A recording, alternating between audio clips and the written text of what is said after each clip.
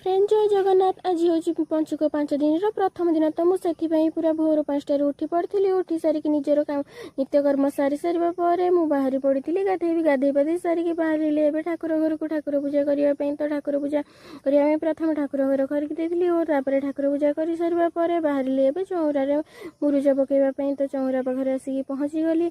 चौरा पाखे देखते केते सारा कादू जेहेतु कि दिन है वर्ष लगी तो कादू तो पहुँची गला भाविली कौन मुरुज पकेबी तो भाविली आज जगन्नाथ जेहेतु प्रथम दिन तो जगन्नाथ मूर्ति आंकी से बसीगली आ फूल मझे जगन्नाथ मूर्ति आंकिली। आपण मैंने कमेंट करी कहे मो जगन्नाथ मूर्ति ठीक ठाक है ना जेहेतु मु ठीक से आसेनी तो जमी आसी तो आंकिया चेष्टा कर कमेंट कर कहे भल है कि ना। तो सेठू पकई सारे जेहेतु आम घर पाखे हनुमान मंदिर अच्छी और शिव मंदिर तो मुझे बाहरी गली प्रथम हनुमान मंदिर पड़े तो हनुमान मंदिर पाखे पहुँची गली और मुरुज आंकिबा स्टार्ट करदेली। मुरुज आंकिबा भितर नना आसी पहुँची जाइए पूजा करने तो मु मुरुज आंकिकी पलि आसली और नना तांकर पूजा करने रहीगले।